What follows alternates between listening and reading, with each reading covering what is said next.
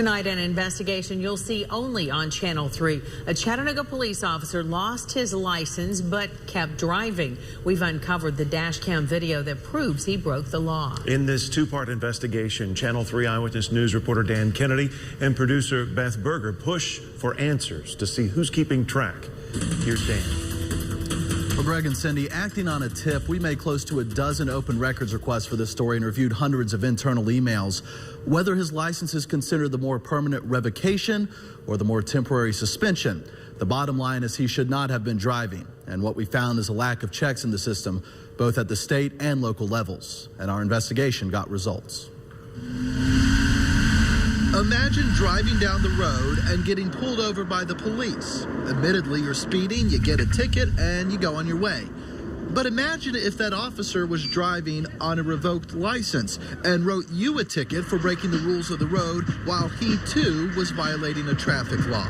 Oh, my goodness, I didn't know that. It happened to Harry Swanger last fall when Chattanooga police officer Lee Mayweather gave him a $119 speeding ticket.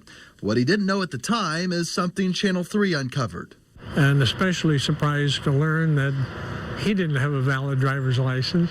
In Tennessee, revoking your driver's license is a last resort when you are late paying child support, and it will remain suspended until the child support issue has been handled. In this case, the Department of Safety says Officer Mayweather had his license suspended in July of 2012 and reinstated in March of 2014. I find it hard to fathom that something like this could fall through the cracks for more than 6 months at a time. Sam Mars, administrator at Hamilton County Juvenile Court, is shocked by the findings. He says there's no reason Officer Mayweather's employer, the city of Chattanooga, should not have known about the issue. An officer in Chattanooga, Sheriff's Department, city, whatever, it's just odd that has not been taken care of through garnishment. Well, the city confirmed his wages were being garnished from his paycheck dating as far back as July of 2000. The city knew his paycheck wouldn't cover the required child support, and employees are notified when they first get the order for garnishment. After that, employees must check their pay stubs. But did the police department know his license was revoked? We wanted to know, so we got 600 pages of back and forth emails between the officer and his superiors. Well, turns out there was no mention of it until March 12th of this year when this email was sent ordering Officer Mayweather to ride in a two-man car until the license situation is cleared up, adding this needs to be taken care of quickly. 5 days later, Mayweather responded that he was close to taking care of the issue. And the very next day, his license was reinstated. By all accounts, Officer Mayweather has been in good standing with the state now for more than 4 months. But ultimately, every officer is responsible for obeying the law, complying with the law, and complying with the procedures that we have in place. We brought our findings to new police chief Fred Fletcher. None of this happened on his watch, and he says both his department and Officer Mayweather were unaware of the revoked license. I'm certainly aware of how it looks, but that's why we took direct, immediate action, counseled the employee, and implemented controls to make sure it doesn't happen again.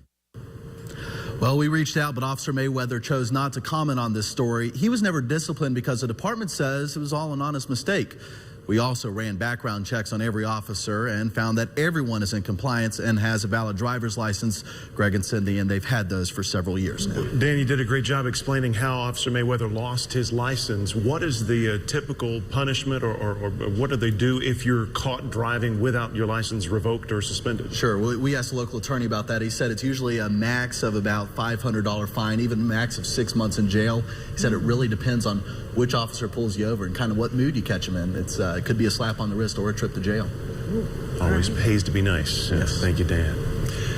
Coming up tonight at 11, in part 2 of our investigation, you'll hear what exactly the police department is doing to make sure this doesn't happen again. By the way, there's a lot more detail to this story you may want to see for yourself, including how the issue came to light. Check out producer Beth Berger's story online at WRCBTV.com.